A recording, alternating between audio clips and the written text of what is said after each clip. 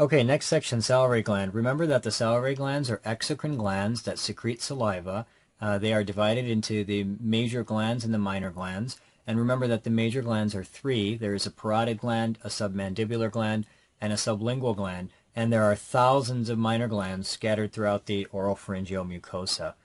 The first disorder that we want to talk about is mumps, and this is when you get infection with the mumps virus. Remember that classically the mumps virus infects the parotid glands, giving you bilateral inflamed parotid glands.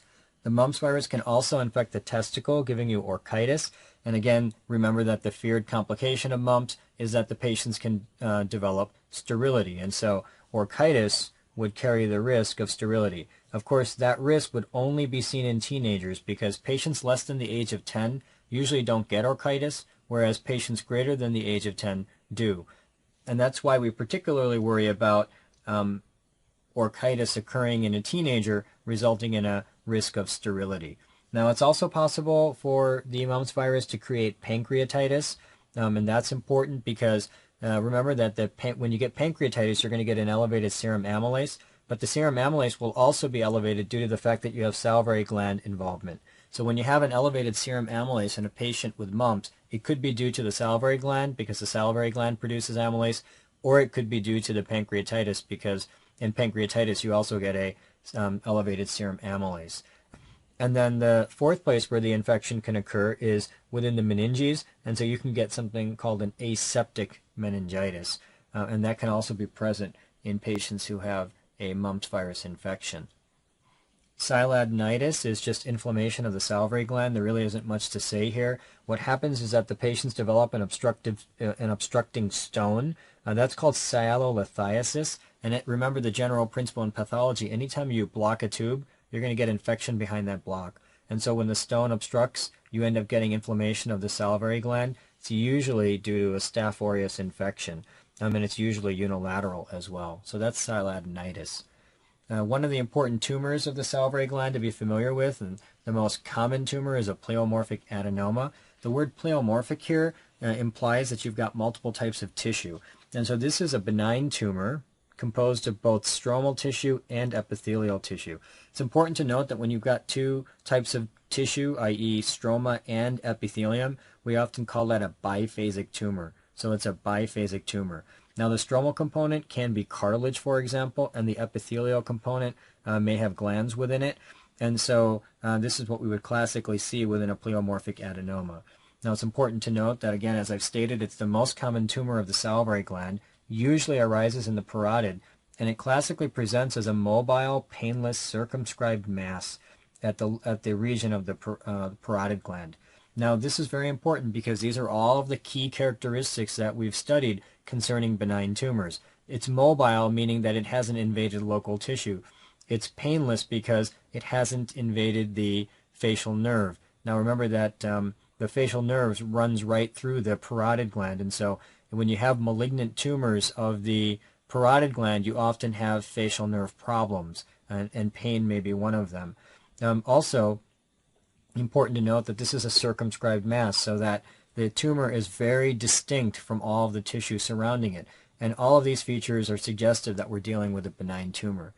Now, important to note, and very high yield for the purposes of examinations, is that there's a high rate of recurrence in this tumor.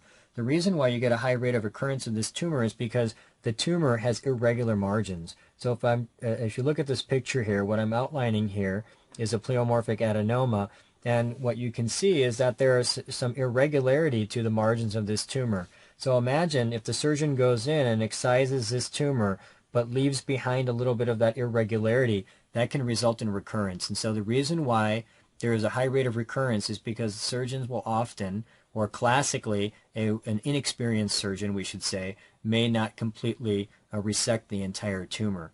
So that leads to the high rate of recurrence, as I've stated, and again, that's super high yield. Rarely, this pleomorphic adenoma can transform into carcinoma, and the way by which you'll make that distinction is that you'll get signs of facial nerve damage, for example, facial nerve palsies. And so the classic example that might show up on an examination would be a patient who has a mass in the parotid for 10 years and then all of a sudden now presents with some sort of facial nerve abnormality. So if a patient has a mass in a parotid for 10 years that isn't growing, that suggests that you have like a pleomorphic adenoma, and then all of a sudden they now present with facial nerve problems, that suggests that the tumor is now boring into the facial nerve, and so you'd think about transformation into carcinoma. The next tumor is called a Warthin's tumor. This is a benign cystic tumor of the salivary gland. It's the second most common salivary gland tumor, almost always arises in the parotid.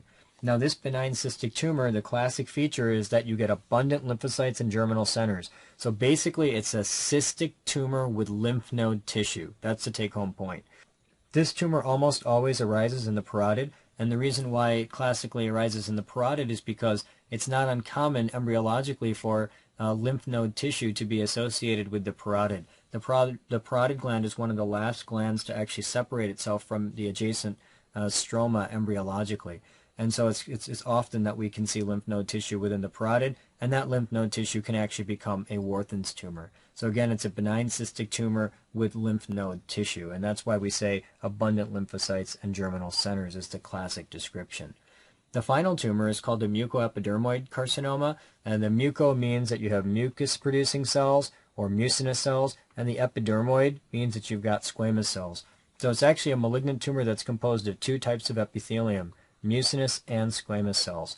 This usually arises in the parotid, and it's going to commonly involve the facial nerve. It's a malignant tumor, so again, the facial nerve runs right through the parotid, and if you have a malignant tumor of the parotid, it'll damage the facial nerve, creating problems with the facial nerve, and so that's important to bear in mind as well.